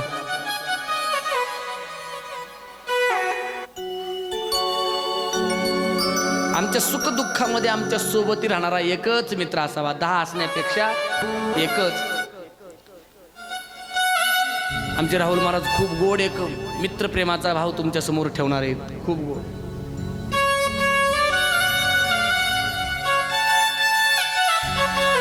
दुःख अडवायला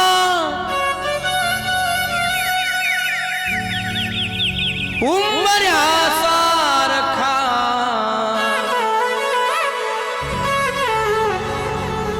मित्र बनव्यामध्ये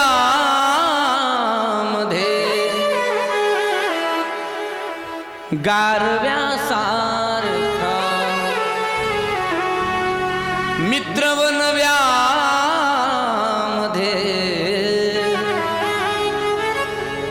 गारव्यासारखा.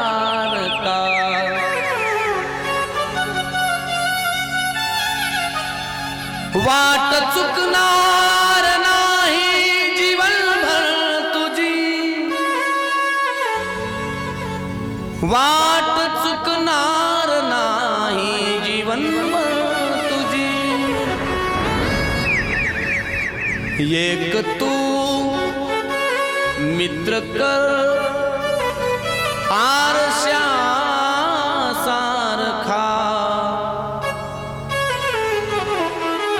मित्र बनव्यामध्ये गारव्यासारखा. मित्र एकच असावा, वनव्यामध्ये गारव्यासारखा. 10 वनव्यामध्ये गाढवासारखा नको, वनव्यामध्ये गारव्यासारखा असला पाहिजे. आणि म्हणून असा मित्र कृष्णासारखा, कर्णासारखा मित्र भेटण्याकरता प्रारब्ध लागतं. आणि भगवंताने आपल्या बायकांना सांगितलं, जा सर्वांनी दर्शन घ्या सुदामजीचं. रुक्मिणी माता आली, दर्शन घेतलं. भगवंत म्हटले, सुदामजी आशीर्वाद द्या, आशीर्वाद काहीतरी आम्हाला आशीर्वाद द्या. देव म्हटले, सुदामजी म्हटले, देवा मला आशीर्वाद देणार आहे. देवाला कुठं आशीर्वाद द्यायचा असतो का? नाही नाही म्हणे, तुम्ही ब्राह्मण आहे, द्या आशीर्वाद. सौभाग्यवती भव. दुसरी आली, सौभाग्यवती भव. तिसरी आली, अष्टपुत्र सौभाग्यवती. बाबा 4थी 5वी 6वी 7वी 8वी सुदामजी म्हटले देवा किती आहेत आणखी हा हनुमंताची शेपटीसारखे तुझे काय बायका संपत वाढतच चालल्या भगवंत म्हटले हे तर 8 झाल्या आणखी किती आहेत 16,100 ते म्हटले 16,100च्या वतीने तू एकटा पाया पड एवढ्या बायका पाया पडणार आणि मी तो बरोबर कुठवर थांबणार पोटाला भूक लागली काय ते खाऊ घाल तिथं काही मिळत नाही म्हणून तुझ्याकडे आलोय भगवंत सुदामजीच्या पायावरती नतमस्तक झाले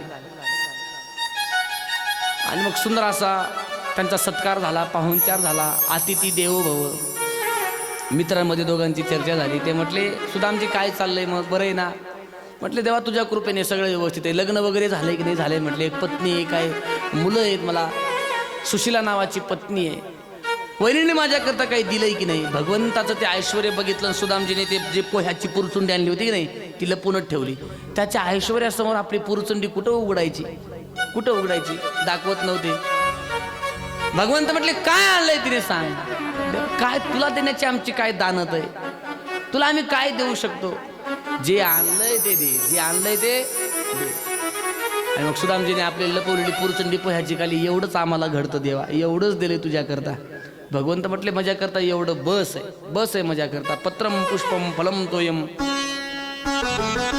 माझ्याकरता एक पान जरी असलं तरी चालतं एक फूल जरी असलं तरी चालतं एक फळ असलं तरी चालतं थोडंसं मला पाणी असलं तरी माझं त्याच्यामध्ये भागून जातं फक्त ते एक भावनेने असावं लागतं आणि भगवंताने ते पोहे खावे 1 मूठ खावी 2 मूठ खावी रुक्मिणी माता मध्यस्थी केली ती म्हटली देवा वहिनीने पाठवलेले आमच्या बहिणीने पाठवलेले आम्हालाही तुकडं खाऊ दे एखादा घास आणि मग रुक्मिणी मातेने बघा त्या पोह्यामध्ये भगवंताच्या मालकाला आणि मालकिनीला पोट भरण्याची ताकद त्या पोह्यामध्ये होती हे भक्ताचा भाव आहे भावामध्ये भगवंताची भूक भागवण्याची ताकद आहे नाही तर तुम्ही असं किती जरी देण्याचा प्रयत्न केला तरी तो तृप्त होणारा नाही तृप्त झाला आणि तेवढीशा पोह्याकरता भगवंताने त्याला सोन्याचं नगर देऊन टाकलं सोन्याचं नगर सुदामा ब्राह्मण दुःखे दरिद्रे पिढीला मुष्टी पोहे घेऊन या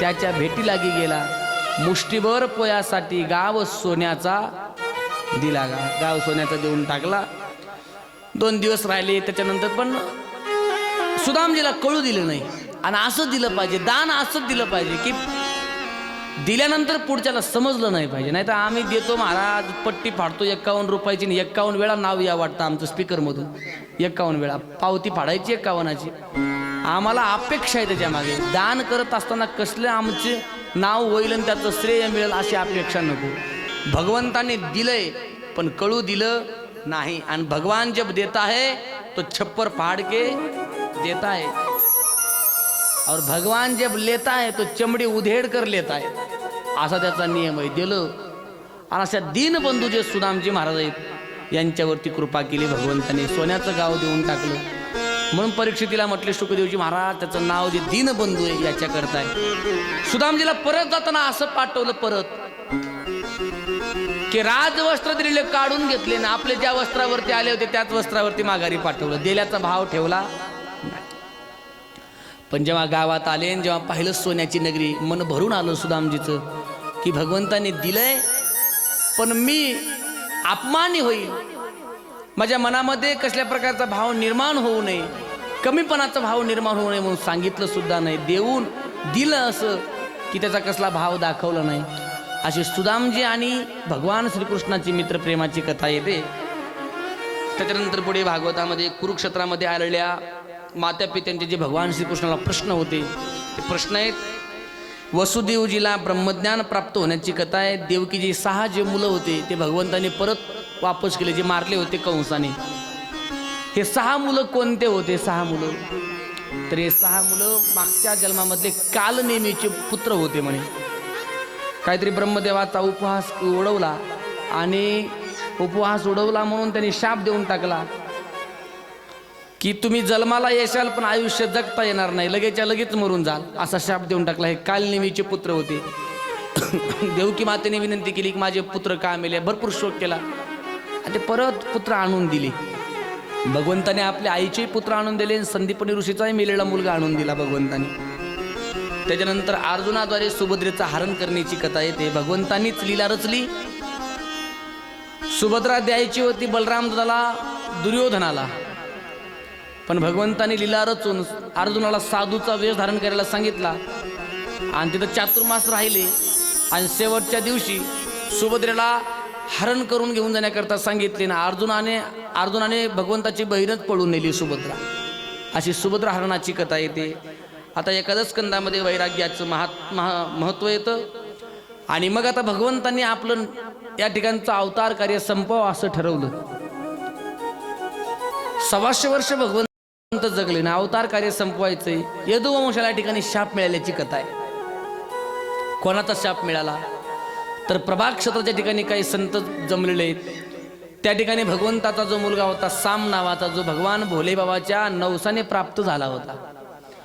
भगवंताच्या सर्व पत्न्यांना मुलं होते, पण जांबुवतीला काही संतान नव्हती. म्हणून भोलेनाथ सरकारची त्यांनी उपासना केली. नम शिवाय, ओम नम शिवाय, हर हर भोले नम शिवाय.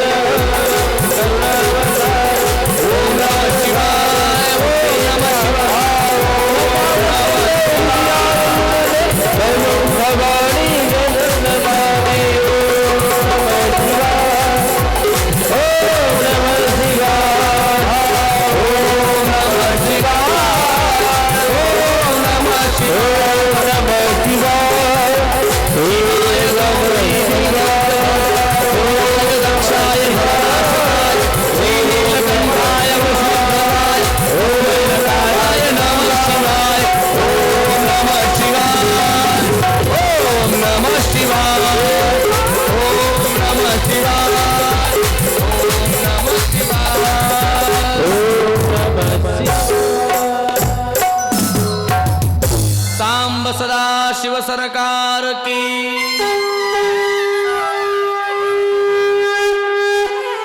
भगवंताने आणि जांबवती मातेने नवस केला आणि भोलेनाथ सरकार नवसाला पावले. त्यांच्या नवसाने एक मुलगा मिळाला.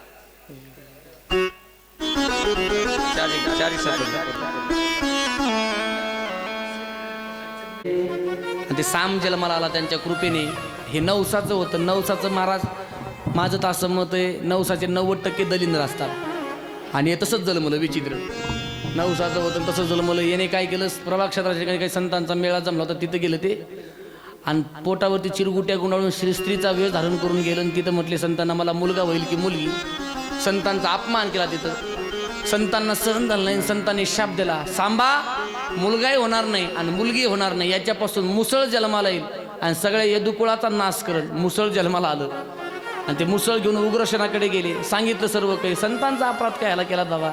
त्या मुसळाचं पीठ केलं आणि त्याचे लोखंड असतं, लोखंड खालून त्यालाही असं तोडलं, त्याच्यामध्ये टाकून दिलं समुद्रामध्ये. ते वाहत वाहत प्रभाग क्षेत्राच्या ठिकाणी येऊन राहिलं. तिथं ते एक वनस्पती निर्माण झाली लवाळी. त्या पिठापासून त्याची इडी होती, ती गिळी एका माशाने, ते जरा नावाच्या व्याधाने पकडलं आणि त्याच्या पोटामध्ये ते लोखंड सापडलं आणि त्याच्यापासून त्यांनी बाण बनवला भगवंताने आता शाप मिळालाय, आता आपला कुळ संपणार हे ओळखलं आणि भगवंत म्हटले आता अवतार कार्य संपवायचंय. जंगलामध्ये एके दिवशी वृक्षाखाली असं झोपलेले असताना गुडघ्यावरती पाय ठेवून असा अंग हालवत होते भगवंत. तो जरा नावाचा व्याध आला, त्याने पाहिलं, त्याला वाटलं हरिणच आहे म्हणून त्याने तो बाण सोडला. तो बाण भगवंताच्या अंगठ्याला लागला आणि तेवढंच निमित्त साधून भगवंताने आपलं अवतार कार्य संपवलं. गोपाल कृष्ण भगवान की. भगवान निधामाला निघून गेले, अवतार कार्य संपवलं. तो जरा नावाचा व्याध मागच्या अवतारातला वाली होता. वाली भगवंताने आडून बाण मारला होता आणि म्हणून यावेळेस त्याने आडून भगवंताला मारलं. भगवंताचं एक कर्म होतं, तसं कर्म त्याला भोगावं लागलं. नंतर संपूर्ण यादव कुळ प्रभाक्षेत्राच्या ठिकाणी एक वेळेस आलं होतं. काहीतरी वाद निर्माण झाला. मैरेक नावाची दारू पिऊन संपूर्ण कुळ त्या ठिकाणी युद्ध ते भांडण करून संपून गेलं. फक्त उद्धवजी मात्र राहिले. का? भगवंताने उद्धवजीला भागवताच्या रूपामध्ये मी या कलियुगामध्ये राहणार आहे आणि त्या भागवताचा प्रचार प्रसार तुम्ही करा हे सांगून त्यांना तिकडे उद्धवजीला चरण पादुका देऊन बद्रिका आश्रमला पाठवलं. यदुकुळाचा संहार झाला. संपूर्ण यादव कुळ संपलं मैरेक नावाची दारू पिऊन. हे 11व्या स्कंदातली कथा आहे. कलियुगाचं राजवंश, कलियुगाचे धर्म त्याच्यानंतर 12 स्कंदामध्ये आले. कारण कलियुग सुरू झालं. त्या कलियुगाची आणि राजा परीक्षितीची भेट झाली आणि कलियुगामुळे राजाला शाप मिळाला. राजा 7 दिवस गंगेच्या तीरावरती बसून त्याने शुकदेवजी महाराजांच्या सानिध्यामध्ये श्रीमद भागवत कथा श्रवण केलेली आहे. 7 दिवसाची राजाने कथा श्रवण केली आणि आता भागवताचा शेवटचा श्लोक शुकदेवजी म्हणून दाखवणार आहेत. पण त्याच्या अगोदर शुकदेवजी राजाला सावधान करतायत. राजा सावधान, गेल्या 7 दिवसापासून कृष्ण भक्तीची कथा मी तुला ऐकवलेली आहे. तक्षक नावाचा सर्प तुला चावणार आहे आणि त्याची मनामध्ये भीती बाळगू नको. तुला काही भीती वाटते? कसली भीती मनामध्ये? ते म्हटले काही भीती मनामध्ये नाही. का? हा देह माझा नाहीच आहे. मी कोणीतरी एक वेगळा आहे. हा भाव माझ्या अंतकरणामध्ये प्रविष्ट झाला आहे. शुकदेवजींनी तो भाव जाणला आणि म्हटले राजाला जी कथा सांगितली ती राजाला कथा सफल झाली. आणि मग शेवटचा एक श्लोक राजांच्या समोर भगवंतांनी म्हणून दाखवला. सर्वांनी माझ्या मागे तो श्लोक म्हणायचा आहे. नाम संकीर्तनम यस्य सर्व पाप प्रणाशनम प्रणामो दुःख शमन तन्नमामि हरिपरम नाम संकीर्तनम यस्य सर्व पाप प्रणाशनम प्रणामो दुःख शमन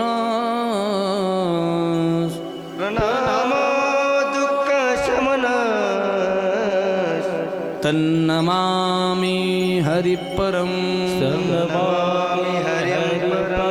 तन्नमामि हरिपरम तन्नमामि हरिपरम. शेवटचा श्लोक म्हणून दाखवला. राजाने अंतकरणापासून तो श्लोक ऐकला. शुकदेवजी ओळखलं की राजाने कृष्ण भक्ती जीवनामध्ये जोडले आणि शुकदेवजी उठून उभे राहिले. फक्त गायीला दोहन करण्याकरता जेवढं समय लागतो तितका वेळ थांबणारे सुखदेवजी ब्रह्मवेत्ते परीक्षिती करता 7 दिवस थांबले. कथा ऐकू घातली. पांडव कुळाचे उपकार होते म्हणून कथा ऐकू घातली. परीक्षितीला आता मोक्ष प्राप्त होणार आहे. शुकदेवजी उठले आणि शुकदेवजी निघून जायला लागले. परीक्षितीने त्या आकृतीला नमस्कार केला.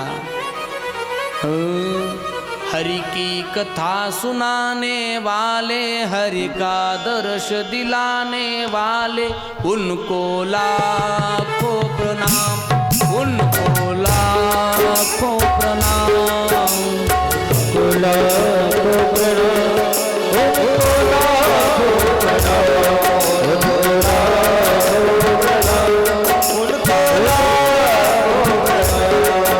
हम भटक रहे भटक रहे थे वन में, फल को